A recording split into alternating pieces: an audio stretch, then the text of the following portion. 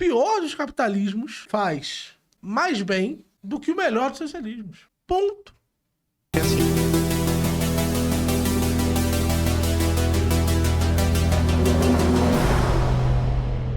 Assim, que comunista não presta, que comunista vai querer dividir sua mulher, que comunista vai tomar sua casa. Então, veja, não é novidade o pânico moral, sabe? Não é novidade um discurso de pânico moral, um discurso de que os valores da família, a civilização está ameaçada. Qual é a grande diferença? Que correlaciona diretamente com o que o Gustavo estava trazendo sobre o neoliberalismo.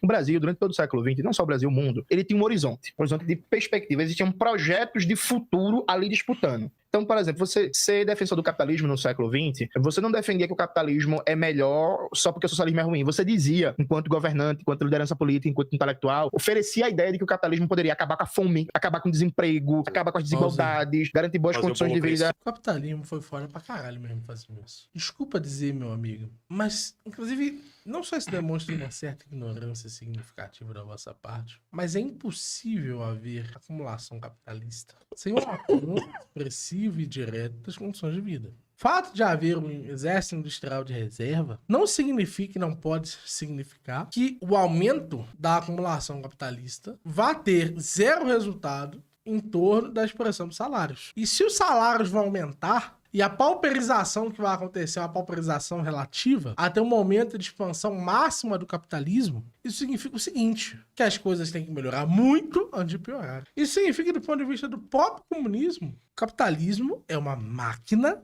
de gerar riqueza. E as condições do trabalhador na década de 30 hoje são significativamente piores do que as que nós temos. Inclusive, Vossa Senhoria hoje tem a capacidade de ascender de um elemento social que foi fracamente estabelecido, de uma educação que não foi uma educação de ponta, até ser um grande influenciador. Na década de 30, quantos poderão fazer isso? Nunca houve nenhum modelo social na história com tanta mobilidade social quanto o capitalismo. O capitalismo resolveu, sim, parte expressiva dos nossos problemas. O capitalismo não é uma panaceia. Ele não é um remédio para tudo. Não é isso que significa o capitalismo. Mas ele foi muito mais eficiente em acumular, muito mais eficiente em distribuir, muito mais eficiente em calcular do que foi o melhor dos socialismos. O pior dos capitalismos faz mais bem do que o melhor dos socialismos. Ponto. E tem motivos para isso. Porque quando você queima a riqueza de uma nação, você dilapida a própria possibilidade futura de nação de riqueza. Menos. Para depois dividir, tinha esse discurso. Né? Mas é isso por uma perspectiva jamais tecnocrática. Mas assim, existia uma proposta de universalismo capitalista, que é a ideia que dá para no capitalismo todo mundo viver bem. E aí, claro, tinha-se uma ideia que o padrão de estado de bem-estar social da Europa Ocidental, e nem de todos os países, né, porque tipo, Espanha e Portugal passaram longe até os anos 70 desse padrão de bem-estar social, mas o padrão ali de consumo, de produção, de vida da França, da Alemanha Ocidental, principalmente da parte norte da Itália, da Suíça, da Suécia, da Dinamarca, da Bélgica, poderia ser universalizado para o mundo. Então você tem uma proposta universalista desde a perspectiva capitalista. Você tem uma proposta universalista socialista, de que dá pra gente fazer o socialismo e industrializar o país, modernizar, garantir para todo mundo casa, comida, educação, saúde, lazer, bem-estar. E você tinha no terceiro mundo, né, como eram chamados os países que hoje são do sul global, além de uma proposta socialista, uma proposta de um nacionalismo terceiro-mundista popular. Os países que estavam se descolonizando de África e Ásia, uma promessa de que a gente agora, com soberania, vai se industrializar, vai se desenvolver, vai garantir saúde, educação. Ou seja, você tinha projetos universalistas que estavam ali disputando. Então, todo mundo era tocado de alguma dimensão por um projeto que apontava para um horizonte futuro, né? Não tinha esse discurso como é hoje, que se conforme com o que tem. Não há alternativa. Não há alternativa, né? Era uma ideia de vamos disputar o futuro. O neoliberalismo, a Margaret Thatcher, ela deixou a famosa frase, não há alternativa, né? A Tina. Uma coisa que me incomoda. Quais são os objetivos dos grandes homens hoje? O que os grandes homens querem fazer? Do ponto de vista do capital. Porque eu tô sendo materialista. O que os grandes homens, os homens mais ricos do mundo, querem de objetivo para o mundo? Pensar.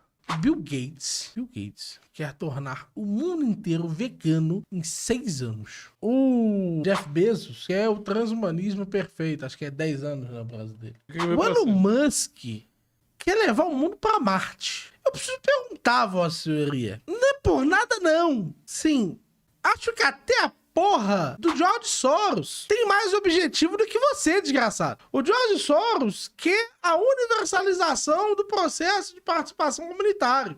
Todos os objetivos dessas grandes figuras capitalistas, desses grandes bilionários, para fazer uma análise extremamente materialista, são objetivos para fora. São objetivos, inclusive, megalomaníacos. Eles estão disputando tanto o futuro que já se fala em fim do trabalho. Esses homens, você abre o Freedom of Life 5 anos atrás, tava falando de acabar com o trabalho. Você abre lá a conferência de Asilomar. Não, vão impedir as IA de dominar o mundo e de agir de determinadas formas através de filtros éticos. A discussão que existe nesses grandes meios, a discussão que os aceleracionistas hoje possuem, é uma discussão em termos de objetivos e finalidades que nunca foram concebidas por uma mente socialista. Vamos parar aí de dizer, não há hipótese de um sonho maior. Caralho, esses caras só pensam nisso. Inclusive, eu acho isso nojento, vai me perdoar. Mas essa noção de um grande plano para a humanidade, para mim, é nojento. Mas você dizer que essas pessoas não têm esses grandes planos, tu tá maluco? Que porra de análise materialista é essa? Desaprendeu, caralho? Pega o livro da Martha Henning que vai ler, caralho. Volta pro manual, desgraça.